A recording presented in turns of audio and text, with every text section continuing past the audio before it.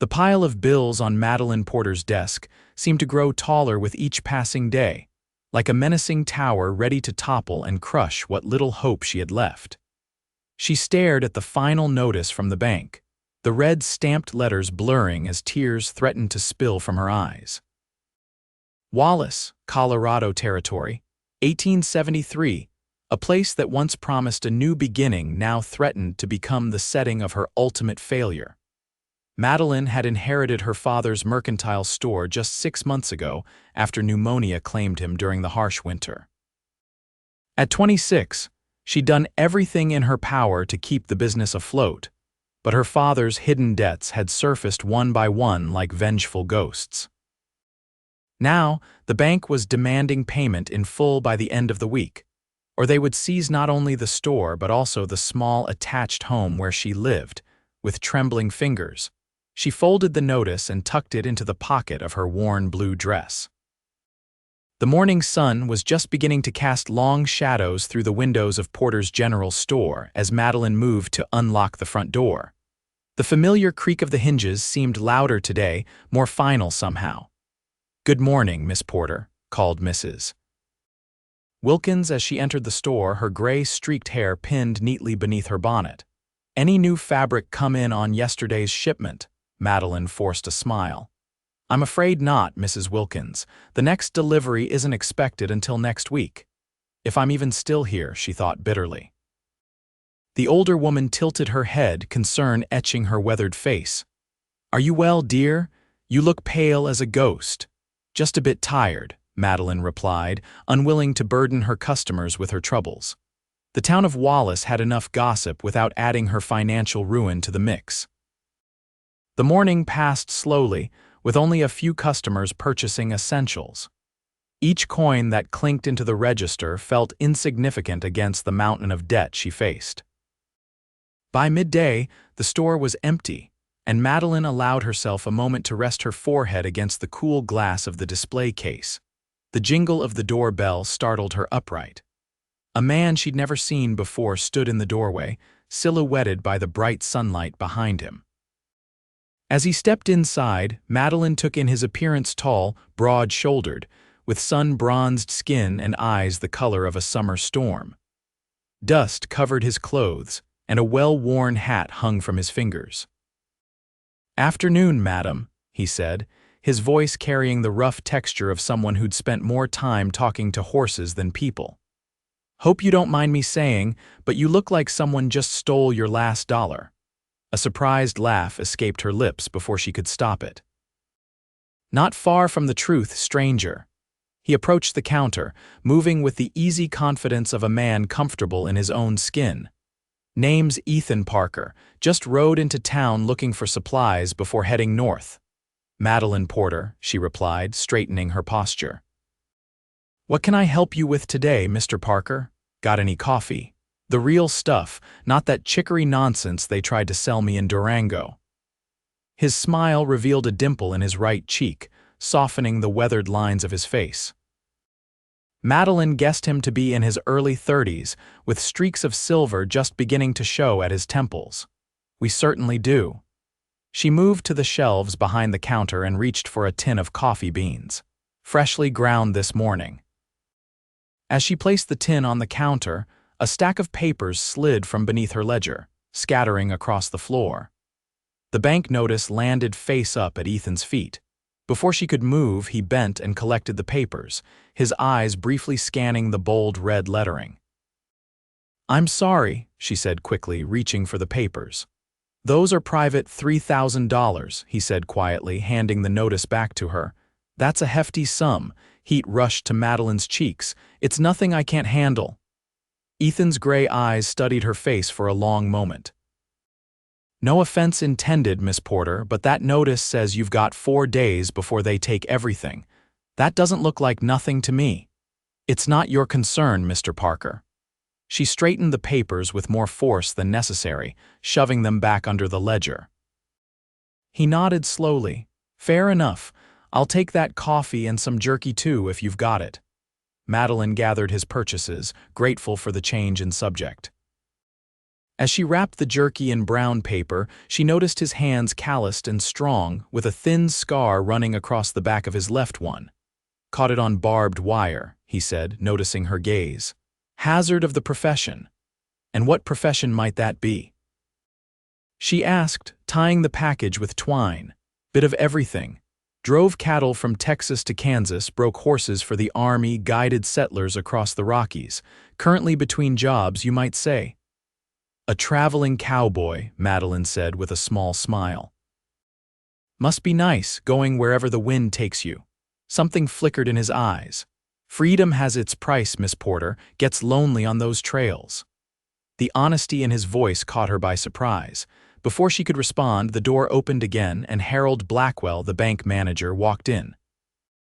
His thin frame and pinched face always reminded Madeline of a weasel, and today the resemblance was even more pronounced as his eyes narrowed at the sight of her.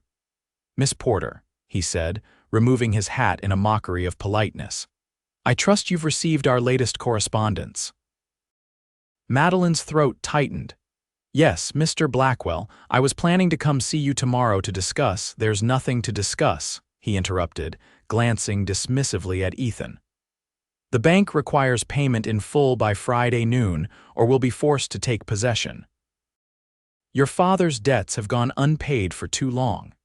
Ethan shifted slightly, placing himself more directly between Madeline and the banker. "Sounds to me like this could be discussed privately, not in the middle of a lady's business day." Blackwell's eyebrows rose. "And you are?" "Just a customer," Ethan replied, his posture relaxed but somehow conveying an unmistakable warning. The banker sniffed. "Well, this is bank business. Miss Porter has until Friday." He turned to leave, then paused. "Oh, and several gentlemen have already expressed interest in purchasing the property. I'd start packing if I were you." The bell jangled as he left, the sound grating on Madeline's nerves. She realized her hands were shaking, and she pressed them flat against the counter to steady them. "Sorry about that," she said softly. "Your total is 85 cents. Ethan placed $1 on the counter. "Keep the change." He collected his purchases but made no move to leave. "Mind if I ask how your father came by such debts?" Madeline hesitated, then sighed. What harm could it do to tell him? He'd be gone from Wallace by tomorrow.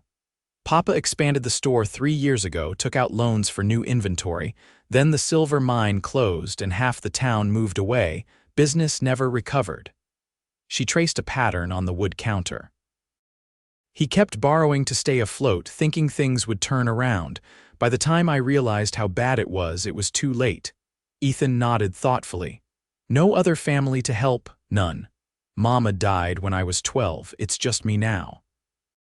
He was quiet for a moment, his eyes roaming around the store, taking in the well-organized shelves, the clean floors, the careful arrangement of goods. "You've kept this place running well, considering." "Thank you," she said, surprised by how much his simple observation meant to her. "I've tried." Ethan tapped his fingers on the counter, seeming to debate something internally.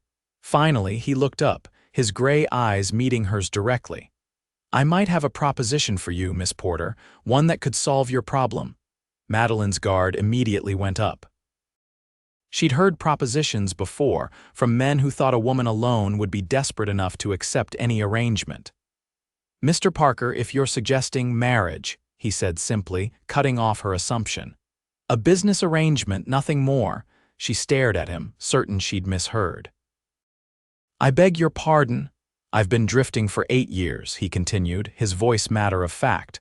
"I've saved a fair amount with nowhere particular to spend it. I've been thinking it might be time to put down roots." He gestured around the store. "This is a good town from what I can see. The store's well run but needs capital. I have capital but need a purpose." Madeline's mind reeled.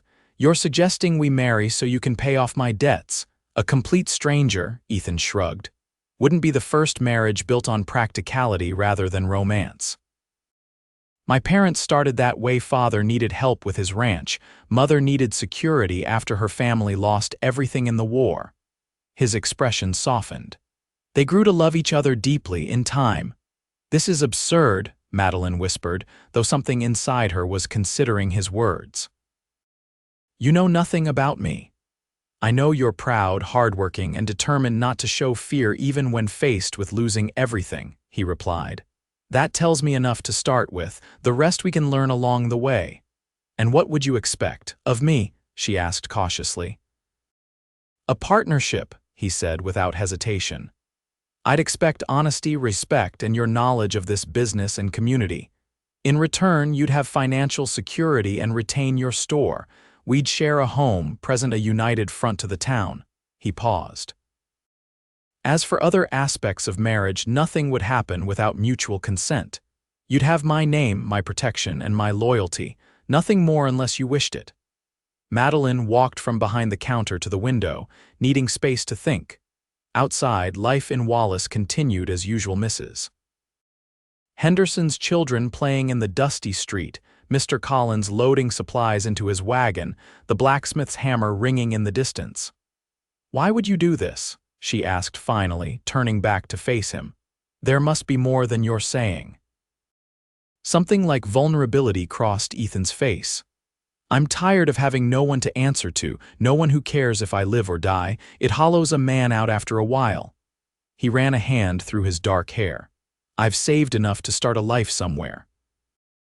This seems as good a place as any, and you seem as good a woman as any, better than most, if I'm being honest. So you'd marry me to save my store and give your life purpose, she summarized, trying to make sense of the offer. And you'd marry me to save everything you've worked for, he replied. It's pragmatic for us both. Madeline shook her head, overwhelmed. This is madness. I need time to think. Of course, Ethan agreed, placing his hat back on his head. I'll take a room at the hotel. You have until tomorrow to decide. Just like that, a day to decide the rest of my life. His expression was sympathetic but firm. The bank's giving you 4 days, Miss Porter. I'm offering you a solution, but I won't force it on you. If you've got a better option, take it. After Ethan left, Madeline turned the sign to closed and sank into the chair behind the counter, her mind spinning. Marry a stranger to save her store and home. It seemed ludicrous, desperate, yet what alternatives did she have? She could appeal to Blackwell again, but he'd made it clear the bank wouldn't extend any more credit. She could try to borrow from someone in town, but who had that kind of money to spare? She'd already sold her mother's jewelry and most of their family heirlooms. As evening approached, Madeline walked through the quiet store, trailing her fingers along the goods that had been her family's livelihood for 2 generations. Her grandfather had opened Porter's General Store when Wallace was little more than a cluster of tents along the riverbank. Her father had expanded it, turning it into the heart of the growing community. How could she let it all slip away? She climbed the stairs to the small apartment above the store. The rooms were modest but comfortable, the kitchen with its cast iron stove, the sitting room with her father's favorite chair and her mother's quilt draped across the settee, her bedroom with the patchwork coverlet she'd sewn as a girl. All of it would be gone in 4 days. Unless she accepted Ethan Parker's proposition. As night fell, Madeline sat by her window, watching the lights of Wallace flicker in the darkness. She thought of what marriage to Ethan might mean, sharing these rooms with a man she barely knew, working alongside him day after day, perhaps eventually sharing his bed. The thought brought both fear and an unexpected flutter of something else, something she wasn't ready to examine too closely. By morning, she'd made her decision. The hotel dining room was nearly empty when Madeline entered, her best dress smoothed nervously over her hips. Ethan sat alone by the window, a cup of coffee before him, his expression thoughtful as he watched the street outside. He stood immediately when he saw her. "Miss Porter," he greeted her, pulling out a chair, "I hope you slept well." "Hardly at all," she admitted, remaining standing. "Mr. Parker, I've considered your offer." His face revealed nothing, though his knuckles whitened slightly on the back of the chair. "And, if I accept, I need to know more about you, where you're from, why you've been drifting, whether you've been married before. I need to know I'm not binding myself to someone who will bring more trouble to my door." Ethan gestured to the chair. "Please sit. I'll tell you whatever you want to know." Once they were both seated, he began his story, speaking low enough that the few other diners couldn't overhear. He'd grown up on a small ranch in Texas, lost his parents to a fever when he was 22.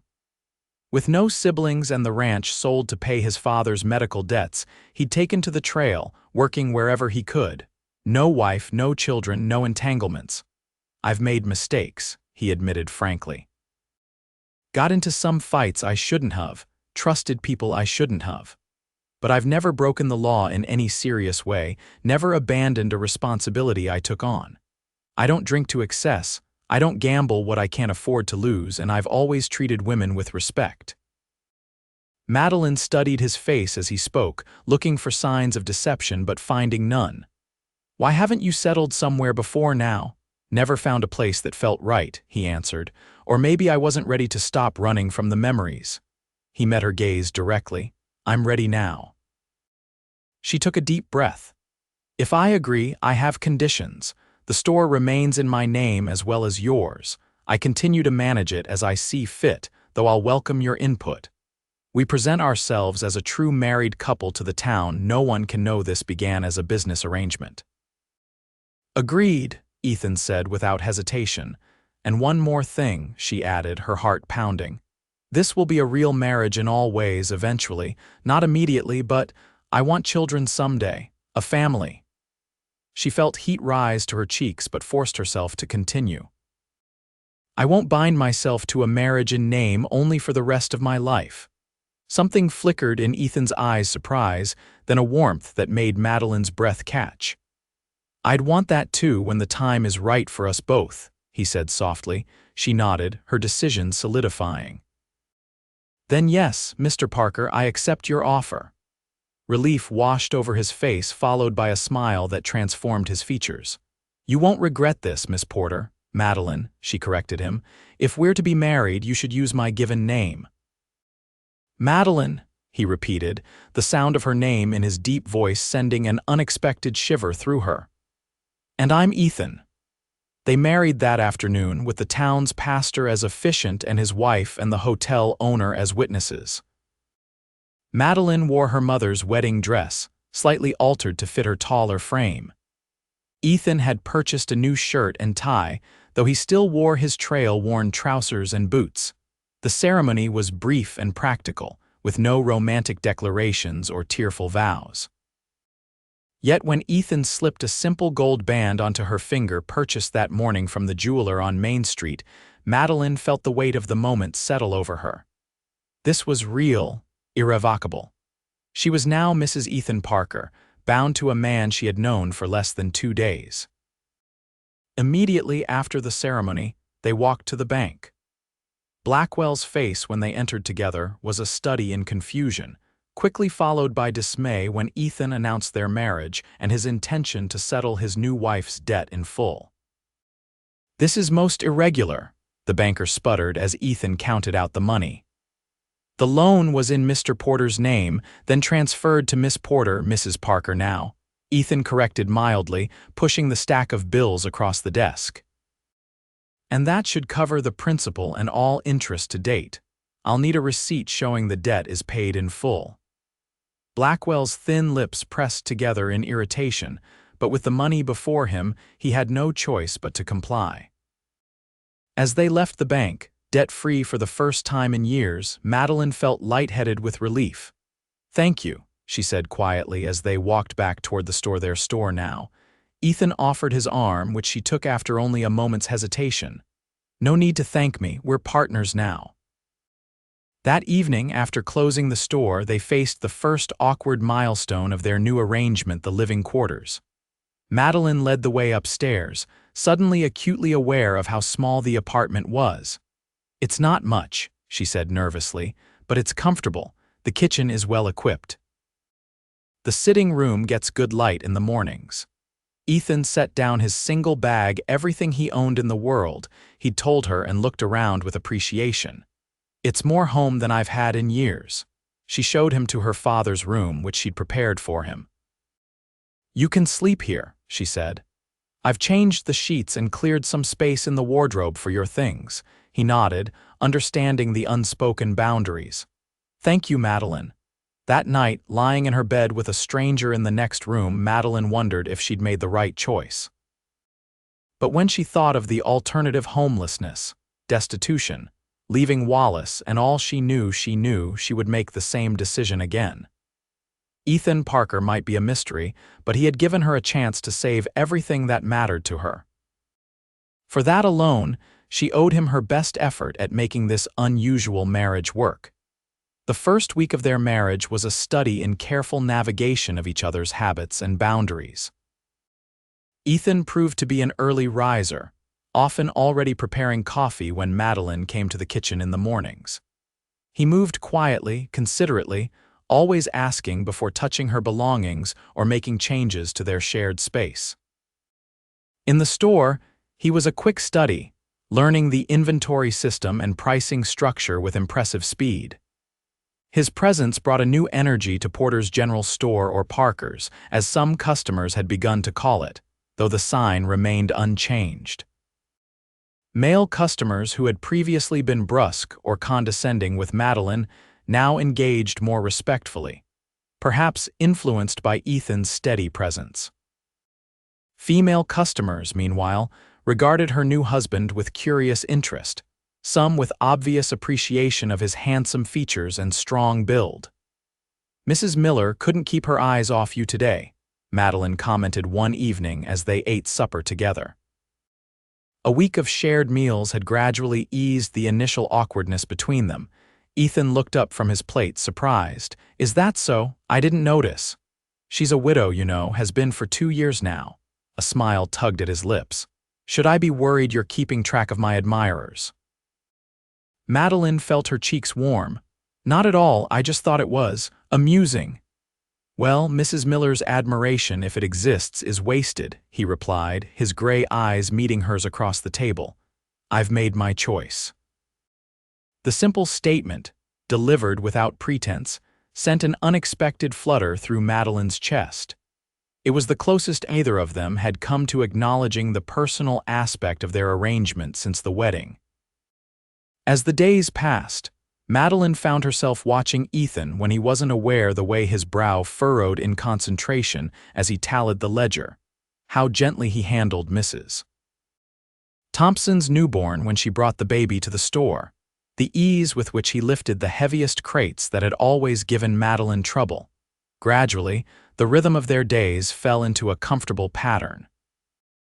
They opened the store together each morning, worked side by side throughout the day, and shared the evening chores. Ethan proved to be skilled with repairs that had long been neglected around the store and apartment, fixing loose floorboards, a leaky roof, the stubborn back door that had never closed properly. "Where did you learn to do all this?" Madeline asked one Saturday as she watched him replace a broken window pane. "My father believed a man should know how to fix what he owns," Ethan replied, carefully sealing the edges of the glass. "And on the trail, if something breaks and you can't fix it yourself, you're in trouble." 2 weeks into their marriage, Wallace experienced an unusually severe summer storm. Thunder crashed overhead as rain pounded against the windows, and the wind howled through every crack in the building. Madeline had always disliked storms, a lingering fear from childhood when lightning had struck a tree near their home, sending it crashing through the roof. As she prepared for bed, a particularly loud thunderclap made her jump, nearly dropping the lamp she carried. "Are you all right?" Ethan asked, appearing in the hallway, concern evident on his face.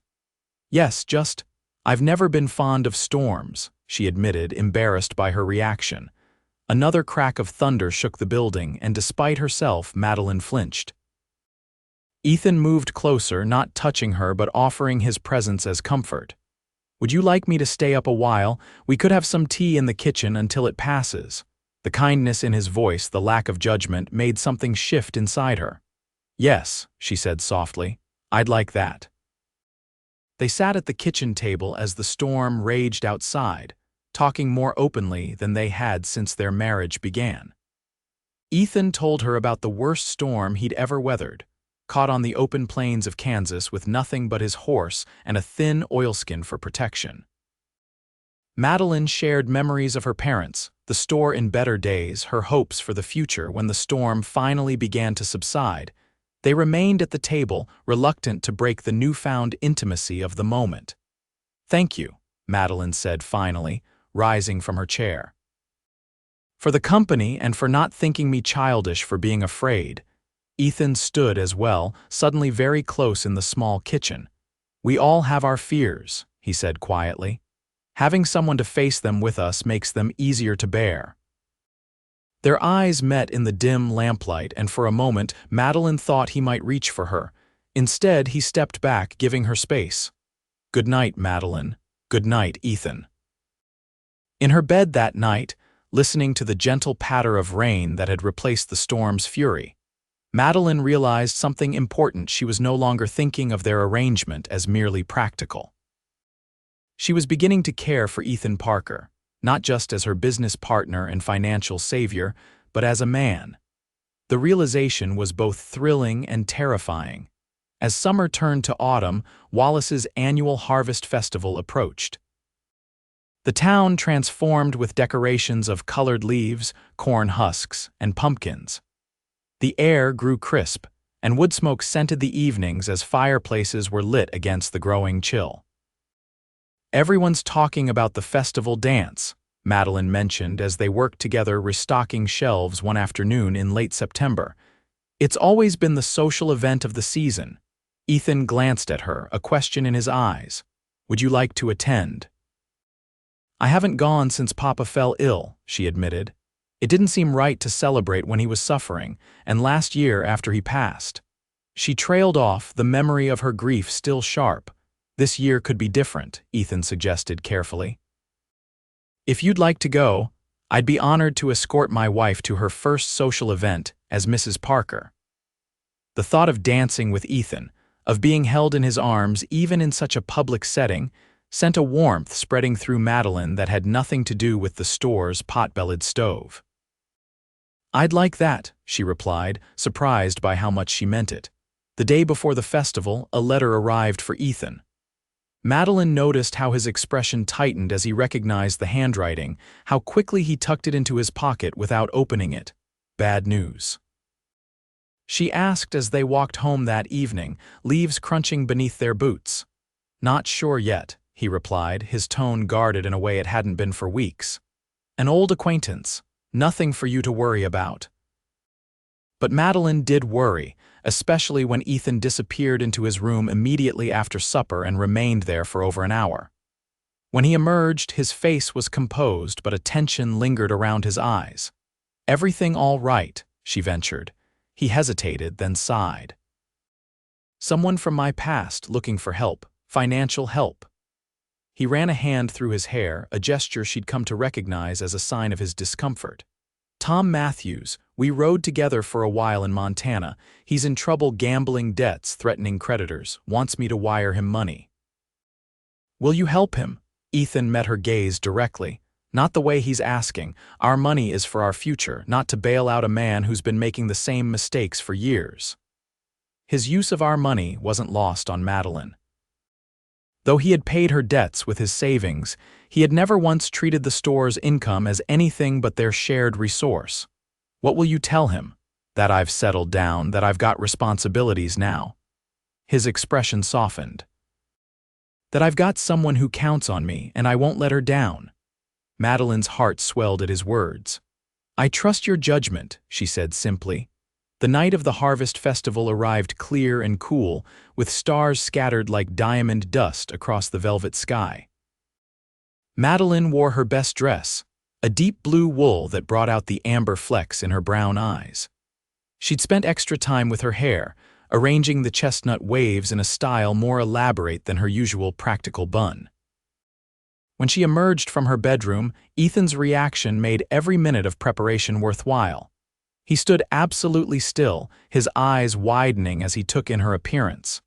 "You look beautiful," he said, his voice rough with sincerity. Madeline felt a blush rise to her cheeks. "Thank you. You clean up rather well yourself." It was true in a fresh white shirt, dark waistcoat, and his best trousers with his dark hair neatly combed. Ethan Parker was handsome enough to draw any woman's eye. The town hall was transformed for the occasion, with autumn garlands draped from the rafters and tables laden with food brought by every family in Wallace. Lanterns cast a warm glow over the proceedings, and a small band of local musicians played lively tunes in the corner. As Madeline and Ethan entered, she was acutely aware of the attention they drew. Though they'd been married for nearly 3 months now, their sudden union had sparked considerable curiosity in the small community. Most people had been kind, if obviously curious, but Madeline knew there were whispers about the true nature of their hasty marriage. "Mrs. Parker, don't you look lovely?" exclaimed Mrs. Jenkins, the minister's wife, approaching them with a warm smile. "And Mr. Parker, so nice to see you both supporting our little community gathering." "Wouldn't miss it," Ethan replied with an easy charm that still sometimes surprised Madeline. For a man who claimed to have spent years with minimal human contact, he navigated social situations remarkably well when he chose to. As the evening progressed, Madeline found herself enjoying the celebration more than she had anticipated. The food was delicious, the conversation pleasant, and when Ethan led her to the dance floor for the first time, the touch of his hand at her waist felt somehow both thrilling and natural. "I should warn you," he murmured as they began to move to the music, "I'm not the most accomplished dancer." "You're doing fine," she assured him, though in truth, his steps were a bit hesitant. "Just follow the music." By the third dance, they had found their rhythm together, moving more confidently across the floor. Ethan's hand was warm against her back, his eyes never leaving her face as they turned and stepped in time with the fiddle's melody. "Everyone's watching us," Madeline whispered, noticing the interested glances from around the room. "Let them look," Ethan replied, a smile tugging at his lips. "I'm the envy of every man here, dancing with the most beautiful woman in the room." The sincerity in his voice made Madeline's heart skip a beat. This was no longer just the polite conversation of business partners. There was a warmth in his words, in his gaze, that spoke of something more developing between them. Later in the evening, as Madeline chatted with friends near the refreshment table, she noticed Ethan in conversation with Sheriff Davis. The lawman's expression was serious, and he appeared to be showing Ethan something, a wanted poster, perhaps. A flutter of concern moved through her, but before she could excuse herself to join them, they separated and Ethan was making his way back to her side. "Everything all right?" she asked quietly when he reached her. "Fine," he assured her, though a new tension had entered his shoulders. "Just some trouble with cattle rustlers near Silverton. Sheriff's warning folks to be careful with their livestock." Madeline studied his face, sensing there was more to the story, but this wasn't the place to press the issue. Instead, she allowed him to guide her back to the dance floor for one last dance before the evening ended. As they swayed together to a slower melody, Ethan held her a bit closer than was strictly proper, his cheek nearly touching her hair. "Thank you," he said softly. "For what?" "For agreeing to my proposition that day, for taking a chance on a stranger." His voice was low, meant only for her ears. "These past months have been the happiest I've known in a very long time." Madeline's breath caught at his confession. "For me as well," she admitted, surprising herself with how true the words felt. The walk home through the quiet streets of Wallace was filled with a new awareness between them. Their hands brushed occasionally, and each time Madeline felt a spark of connection that had nothing to do with their practical arrangement and everything to do with the man himself. When they reached their apartment above the store, Ethan paused at the door to his bedroom. "Good night, Madeline," he said, his voice husky in the dim light of the hallway. Something in his eyes, some unspoken question, made Madeline's heart race. She took a step closer, gathering her courage. "Ethan," the sound of breaking glass downstairs interrupted her. They froze, listening. Another crash followed, then the unmistakable sound of the store's cash register being forced open. "Thieves," Ethan whispered, immediately moving toward the stairs. "Stay here." "No," Madeline hissed, grabbing his arm. "What if they're armed?" Ethan reached into his boot and pulled out a small revolver she hadn't known he carried. "So am I. Stay behind me." They crept down the stairs together, Ethan moving with a silent grace that spoke of years spent hunting or being hunted. At the bottom, he motioned for Madeline to remain in the shadows while he edged toward the store front. Through the doorway, they could see two figures moving in the darkened store, one emptying the register while the other stuffed goods into a sack. The moonlight streaming through the window illuminated their faces, briefly young men, barely more than boys, desperation evident in their hasty movements. Ethan stepped forward, his gun raised. "That's quite enough," he said, his voice cold and hard in a way Madeline had never heard before. "Put down the money and the goods, and maybe the sheriff won't have to get involved." The thieves spun around, startled. The younger one immediately dropped his sack, raising his hands, but the older one, perhaps 17 or 18, reached for something at his waist. "I wouldn't," Ethan warned, his aim steady. "I don't want to shoot you, son, but I will if I have to." The tense moment stretched for several heartbeats before the older boy slowly raised his hands as well. "We're sorry, mister," he said, his voice cracking. "We ain't eaten in 3 days. Our pa lost his job at the mine and our ma's sick." Madeline stepped forward, ignoring Ethan's warning look. "The Carson boys," she said, recognizing them now. "Sam and Danny, isn't it? Your mother has the consumption." The younger boy nodded miserably. "We tried to find work, honest. But since the mine scaled back operations, there ain't none to be had." Madeline looked at Ethan, a silent plea in her eyes. He studied the boys for a long moment, then slowly lowered his gun. "Put everything back," he said firmly. "Every last item, then we'll talk." The boys hastily complied, returning the money to the register and the goods to their places on the shelves. When they were finished, they stood nervously before Ethan and Madeline, heads bowed. "You need money for food and medicine," Ethan stated. It wasn't a question.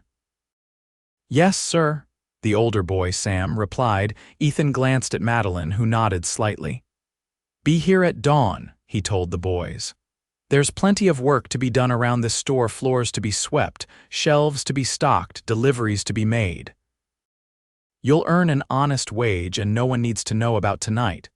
Hope blossomed on the younger boy's face. "You mean it? You ain't gonna tell the sheriff?" "Not if you prove yourselves trustworthy," Ethan replied. "But this is your only chance, understand?" Both boys nodded vigorously.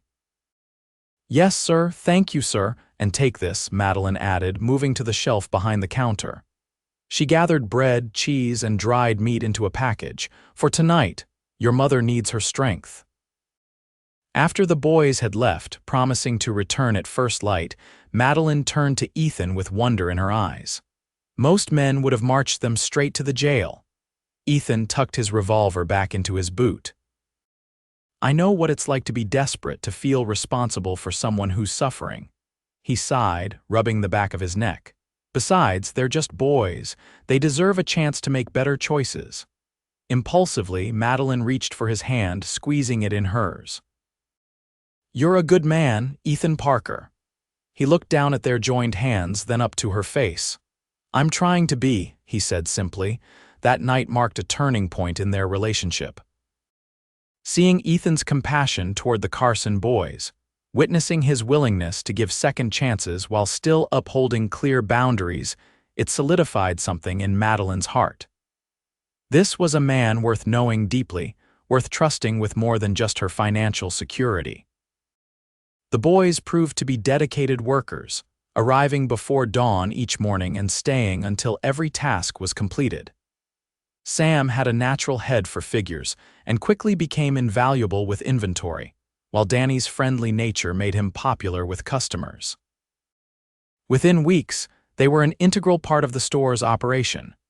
"We should pay them more," Madeline suggested one evening as she and Ethan reviewed the ledger together. Their shoulders touched as they sat side by side at the kitchen table, a closeness that had become comfortable between them.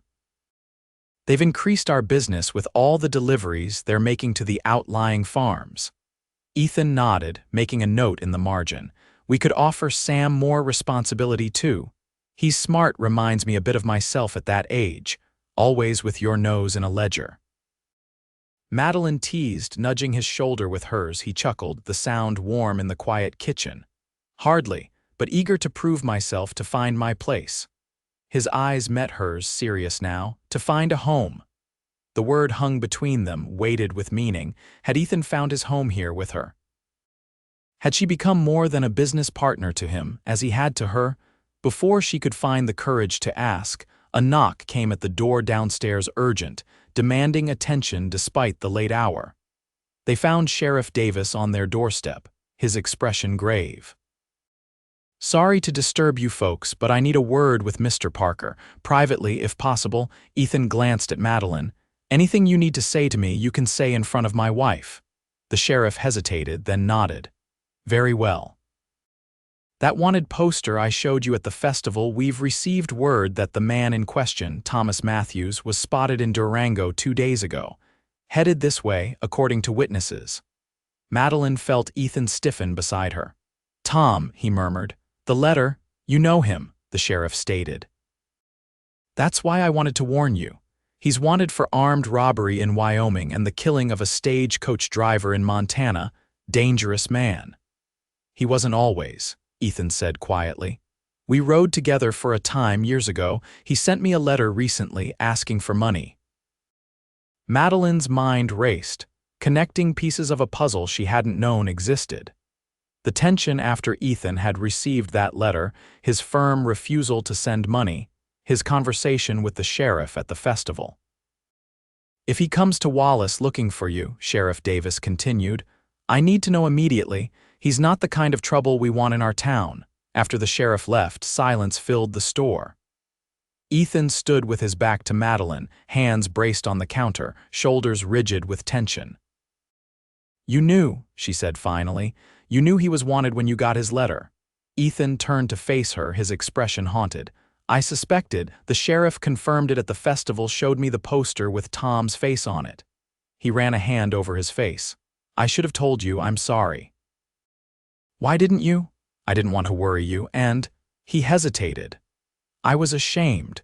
Ashamed that I'd once called such a man my friend, that I'd ridden with someone capable of becoming a killer." Madeline stepped closer, studying his face in the dim light. "Did you know him when he committed these crimes?" "No," Ethan said firmly. "We parted ways years ago after a disagreement. The Tom I knew was wild, reckless even, but not violent, not a murderer." He sighed heavily. "People change, I guess, not always for the better." "What will you do if he comes here?" Ethan's jaw tightened. "Turn him in to the sheriff. I won't harbor a wanted man, not even an old friend, especially not with you to consider." The simplicity of his declaration, the certainty with which he placed her safety above old loyalties, touched Madeline deeply. She reached for his hand, threading her fingers through his. "We'll face it together, whatever happens," she said softly. Ethan looked down at their joined hands, then slowly raised his eyes to meet hers. Something shifted in his gaze, a decision made, a boundary crossed. With deliberate gentleness, he raised his free hand to touch her cheek. "Madeline," he murmured, her name a question and an answer all at once. She leaned into his touch, her heart racing. "Yes," she whispered, understanding all he was asking. His kiss, when it came, was tender, almost reverent, the kiss of a man who had waited patiently, who understood the value of what was being offered. Madeline responded with a warmth that surprised even herself, her arms sliding around his neck as he drew her closer. When they finally parted, both breathing unsteadily, Ethan rested his forehead against hers. "I've wanted to do that since the festival," he admitted, his voice rough with emotion. "I've wanted you to," she replied, smiling up at him. "For longer than I care to admit." That night, Madeline invited Ethan into her room, into her bed. Their lovemaking was gentle, considerate, Ethan attentive to her inexperience, guiding her with patience and care through this new territory. Afterward, lying in his arms as moonlight filtered through the curtains, Madeline marveled at how far they had come from that first desperate proposition in the store. "I never expected this," she confessed, her fingers tracing patterns on his chest. When I agreed to marry you, I thought it best we might develop a friendship, a comfortable partnership. Ethan's arms tightened around her, and now I know that what we have is far more precious. She raised herself on one elbow to look into his eyes. I love you, Ethan Parker. Not for saving my store, not for paying my debts, but for the man you are. Joy transformed his features, erasing years of loneliness in an instant. I love you too, he said, his voice thick with emotion. God, Madeline, I think I've loved you since that first day when you stood so brave and proud behind that counter, facing down your troubles with your chin up. They sealed this new declaration with another kiss, deeper and more passionate than the first. What had begun as a marriage of convenience had transformed into something real, something lasting, a true partnership built on respect, trust, and now, love. But their newfound happiness faced an immediate test. Just 2 days later, as Madeline was closing the store for the evening, a stranger pushed through the door just before she could lock it. "Sorry, we're closing," she began, then froze as she took in the man's appearance. Tall and gaunt, with several days' worth of beard and bloodshot eyes, he had the desperate look of someone on the run. "Store might be closing," he said, his voice raspy, "but I'm betting Ethan Parker's not far. Tell him Tom Matthews is here to collect on an old debt." Fear coiled in Madeline's stomach, but she kept her expression neutral. "My husband will be back shortly. You're welcome to wait." Tom's eyes narrowed as he studied her. "Husband, eh?" Ethan finally got himself hitched. "Never thought I'd see the day." He moved further into the store, his gaze sweeping over the shelves. "Nice place you got here. Looks profitable." "We do well enough," Madeline replied carefully, wishing Ethan would return from his errand to the blacksmith. "Can I offer you coffee while you wait? Got anything stronger?" Tom asked with a humorless smile. Before Madeline could answer, the back door opened, and Ethan's voice called out, "Madeline, do you need help closing up?" Tom's hand moved to his waistband, where Madeline glimpsed the butt of a pistol. "In here, old friend," he called, his tone suddenly jovial but with an undercurrent of menace. Ethan appeared in the doorway, freezing when he saw the visitor. His eyes flicked to Madeline, checking that she was unharmed before returning to Tom. "You got my letter, I assume," Tom said, leaning casually against the counter. "I did," Ethan replied, moving slowly into the room, positioning himself between Tom and Madeline. "I thought my lack of response made my answer clear." Tom's face hardened. "After all we've been through, you couldn't spare a few dollars for an old riding partner. Times are hard, Ethan." "They're hard for everyone," Ethan said evenly. "And from what I hear, your troubles go beyond money. Armed robbery, Tom, murder, what happened to you?" "Don't you judge me," Tom snarled, his hand twitching near his gun. "You ain't lived my life. Sometimes a man's gotta take what he needs." "There's always a choice," Ethan said quietly. "I chose to build something here, something honest. You could have done the same." Tom laughed bitterly. "Look at you, all respectable with your pretty wife and your nice store. Must be nice to have everything fall into your lap." "Nothing fell into his lap," Madeline said, unable to remain silent any longer. "Ethan worked for everything he has. He earned his place here." Tom's bloodshot eyes shifted to her, a dangerous glint in them. "That right? Well, maybe he can work a little harder and help out an old friend. I need $500, Ethan. Enough to get me to California, start fresh where nobody knows me." "I can't do that, Tom," Ethan said firmly. "The sheriff knows you're wanted. He knows you might come here. The best thing you can do is turn yourself in." "Turn myself in?" Tom's voice rose incredulously. "They'll hang me." "Not if you cooperate," Ethan reasoned. "The stage driver's death might have been accidental." "If you tell the truth, show remorse, I ain't going to jail," Tom cut him off, his hand now clearly resting on his pistol. "I need that money, Ethan. Don't make me take it." The threat hung in the air, clear and deadly. Madeline's heart pounded as she watched the two men face each other, one desperate and dangerous, the other determined to protect what he had built. "Madeline," Ethan said calmly, never taking his eyes off Tom, "go upstairs. Now." "I'm not leaving you," she replied, standing her ground. "Listen to your husband, pretty lady," Tom advised, his tone falsely sweet. "This is between me and him, old business." "My wife stays if she wants to," Ethan said. "We don't have secrets." Tom's eyes narrowed. "That's so, then I'm sure you've told her all about Bitter Creek." "About what really happened there." Madeline saw Ethan stiffen almost imperceptibly. "That was a long time ago, Tom, and it doesn't change my answer now." A tense silence filled the store as Tom seemed to consider his options. His fingers drummed against his pistol, his bloodshot eyes darting between Ethan and Madeline. $500, he repeated finally. "Small price for your conscience, wouldn't you say?" Before Ethan could respond, the front door opened, and Sheriff Davis stepped inside, his hand resting casually on his holster. "Evening, folks," he said, taking in the scene with a practiced eye. "Thought I'd stop by and check that everything's secure before I make my rounds." Tom's posture changed immediately, his hand moving away from his weapon as he forced a smile. "Just catching up with an old friend, Sheriff. No need for concern." The sheriff nodded slowly, unconvinced. "I don't believe we've met. You new to Wallace, Mr. Smith," Tom said quickly. "John Smith. Just passing through, visiting my buddy Ethan here." "Is that right?" Sheriff Davis looked to Ethan, his expression making it clear he recognized the wanted man standing in their store. Ethan met the sheriff's gaze steadily, aware that his next words would seal Tom's fate. He thought of their shared past, the young man Tom had once been, before life and bad choices had hardened him into this desperate criminal. But then he looked at Madeline, at the life they were building together, and knew there was only one right choice. "This is Thomas Matthews, Sheriff," Ethan said quietly. "I believe you're looking for him." What happened next unfolded with frightening speed. Tom lunged for his gun, but the sheriff was faster, drawing and aiming in one smooth motion. "Don't do it, Matthews," the sheriff warned. "It's over." For a terrible moment, Madeline thought Tom would force the sheriff to shoot him. But something in his face changed, perhaps resignation, perhaps the last remnant of sense he possessed, and he slowly raised his hands.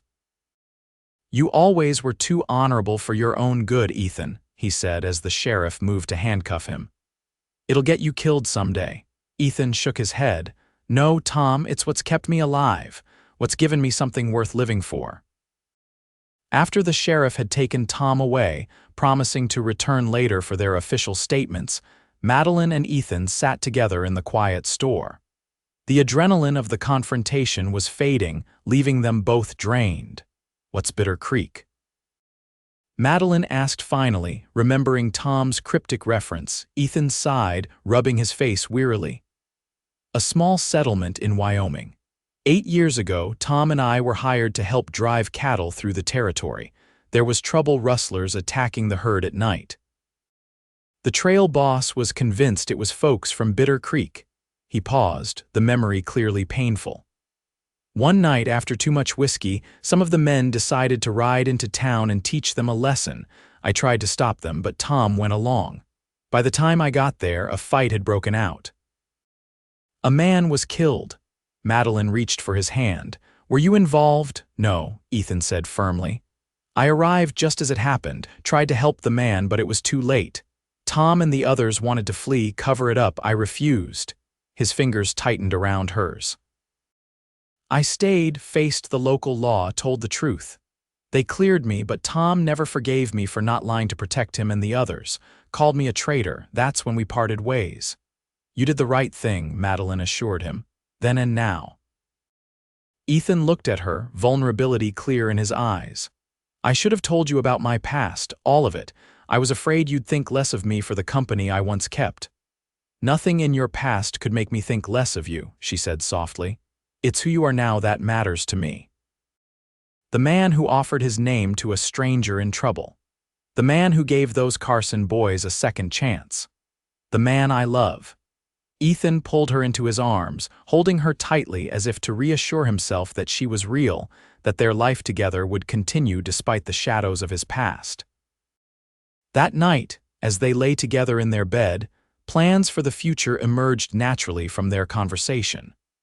The store was doing well enough now to consider expansion, perhaps adding a line of farm equipment that the local ranchers currently had to order from Denver. The Carson boys had proven themselves trustworthy employees, with Sam showing particular promise as a potential manager someday. And then there was the matter of family, a topic they approached with both excitement and tender care. "I'd like children," Ethan admitted, his fingers gently combing through Madeline's hair. "A son to teach and a daughter with your smile." "Why not both?" Madeline suggested, smiling against his chest. "A daughter with your courage and a son with your sense of justice. You want more than one." He asked, pleasure evident in his voice. "I grew up an only child after my brother died in infancy," she explained. "I always wished for siblings. I'd like our children to have that companionship." Ethan kissed her forehead, her cheek, finally her lips. "Then we'll have as many as you want," he promised. "A whole houseful of little Parkers." As winter descended on Wallace, bringing snow and bitter winds, the Parker home above the general store remained warm and bright with happiness. Tom Matthews was tried and sentenced to 15 years in prison, a lighter sentence than expected, thanks in part to Ethan's testimony about his previous good character. The Carson boys continued to thrive under Ethan and Madeline's guidance, with their mother's health improving once they could afford proper medical care and nutrition. And in early December, as Christmas preparations filled the town with festive energy, Madeline shared the news she had suspected for several weeks their family would be expanding by summer's arrival. Ethan's reaction, pure joy followed by tender concern for her well-being, confirmed what Madeline had known in her heart for months now. Their marriage, begun as a practical arrangement between strangers, had blossomed into the truest kind of partnership, founded on mutual respect and deepened by genuine love. Spring brought new life to Wallace in more ways than one.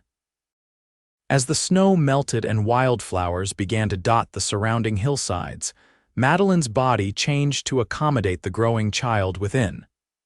Ethan watched these changes with wonder and devotion, his protective instincts heightened by her pregnancy.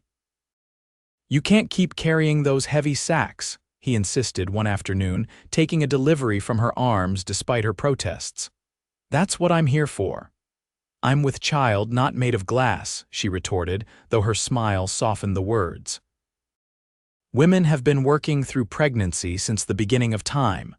"Not my wife," Ethan declared stubbornly. "Not when there's no need for it." Their playful argument was interrupted by Sam Carson rushing into the store, excitement written across his young face. "Mr. Parker." "The building next door, Mr. Thompson's finally selling it. Just posted the notice at the bank." Ethan and Madeline exchanged a look of shared understanding. They had been discussing expansion for months, waiting for the right opportunity. "What's he asking?" Ethan inquired, setting down the sack of flour he'd taken from Madeline. $2,000, Sam replied. "It's a fair price, considering how the town's growing." It was indeed fair, and with the store's increased profits and careful saving, they could afford it without strain. By the following week, the transaction was complete, and work began to connect the two buildings, creating a much larger space for Porter and Parker's general store, the new name they had chosen to honor both their legacies. On a warm June evening, as Madeline sat on their small back porch watching the sunset paint the mountains in hues of gold and purple, Ethan joined her with a cup of tea and a thoughtful expression. "A penny for your thoughts," she offered, making room for him on the bench. He settled beside her, his hand automatically finding her rounded belly. "I was thinking about that day we met," he said, smiling at the memory. "You looked so determined not to show fear, even with that bank notice staring you in the face." "I was terrified," she admitted, covering his hand with her own, "but too proud to let a stranger see it. And then I proposed marriage within an hour of meeting you," he chuckled. "Must have thought me completely mad or desperate," she teased, though not as desperate as I was. Ethan's expression grew serious. "I want you to know something, Madeline, something I've never properly told you." He turned to face her more directly, taking both her hands in his. When I offered you marriage that day, it wasn't just about giving you a way out of your troubles or finding purpose for myself." "No," she asked, curious. "No," he confirmed softly. "There was something about you, your courage, your dignity, your kindness, even in the face of losing everything. It called to me, I suppose, made me want to know you, to help you, to be the kind of man worthy of standing beside you." He brought her hands to his lips. "I didn't recognize it as love then, but looking back, I think that's what it was from the very beginning, the seed of it at least." Tears welled in Madeline's eyes at his confession. "And here I thought you were just being practical." "I've never done a more impractical thing in my life than propose to a woman I'd just met," he laughed. "But I've also never made a better decision." As if in agreement, the baby kicked strongly against his palm. Ethan's eyes widened in delight, though he'd felt the child move before. Each time brought the same wonder to his face. "Our little one agrees," Madeline smiled, wincing slightly as the baby kicked again. "Goodness, I think we have a future cattle driver in here." The following month, after an arduous labor that left Ethan pacing anxiously outside their bedroom while the midwife attended Madeline, their first child was born, a healthy boy with a shock of dark hair and his mother's determined chin. They named him Michael, after Madeline's father, with William as his middle name in honor of Ethan's father. Holding his son for the first time, Ethan felt a completion to his life that he had never imagined possible. From a drifting cowboy with no permanent connections to a husband, father, and respected business owner, the transformation seemed almost miraculous. "He's perfect," he whispered, carefully returning the swaddled infant to Madeline's arms, "just like his mother." Madeline smiled tiredly, the exhaustion of childbirth evident in her pale face, but joy shining through nonetheless. "I was thinking he looks more like his father, same serious expression when he's thinking about something important." Ethan laughed softly, settling on the bed beside them. "I hope he has your heart," he said, brushing a strand of hair from her damp forehead. "And your courage." "As long as he doesn't inherit my stubbornness," she replied with a smile. "Or mine," Ethan agreed, knowing they were both equally matched in that particular trait. As the years passed, Wallace grew from a small mining town to a thriving community, and Porter and Parker's general store grew with it. Ethan's careful business sense combined with Madeline's deep understanding of the townspeople's needs made their enterprise the most successful in the county. Michael was joined by a sister, Emma, when he was 3, and another brother, James, 2 years after that. Their home above the store was expanded, with Ethan adding rooms himself with help from the Carson brothers, who had become like family over the years. Sam Carson eventually married the schoolteacher's daughter and became the store's manager, allowing Ethan and Madeline more time with their growing family. Danny, always more interested in the outdoors than retail, found his calling with the local cattle operation but remained a frequent visitor to the Parker home. On their 10th wedding anniversary, Ethan surprised Madeline with a gift that brought tears to her eyes: the deed to a small plot of land just outside town, where a new house was being built for them. A real home with a garden for her to tend, room for the children to play, and a view of the mountains she loved. "Are you sure we should leave the store?" she asked, though the idea of a proper house for their family had been a dream of hers for years. "The store will be fine with Sam managing," Ethan assured her. "And it's only a 15-minute ride. We won't be far." As they stood on the plot where their new home would soon stand, Madeline leaned into her husband's embrace, watching their children chase each other through the wildflowers. "Did you ever imagine this?" she asked softly. "That day in the store when you offered me your name," Ethan's arms tightened around her waist. "I hoped," he admitted, "but the reality has surpassed even my wildest dreams." He turned her gently to face him. "I made you a promise that day to be a partner to you, to protect what you had built, to offer loyalty and respect.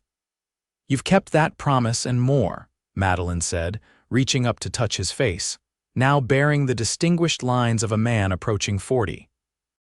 "You've given me love, children, security, joy, everything I could have wanted." "As have you," he replied, leaning down to kiss her. "My beautiful, brave wife, the best decision I ever made was walking into your store that day." "The best decision I ever made was saying yes," she countered, smiling against his lips.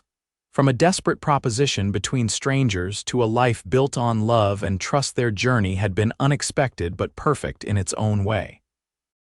A true partnership, forged in necessity, but sustained by something far deeper and more lasting. As the sun began to set behind the mountains, casting long shadows across what would soon be their new home, Madeline and Ethan Parker stood together, surrounded by the family they had created, secure in the knowledge that what had begun as an arrangement of convenience had become the greatest blessing of their lives.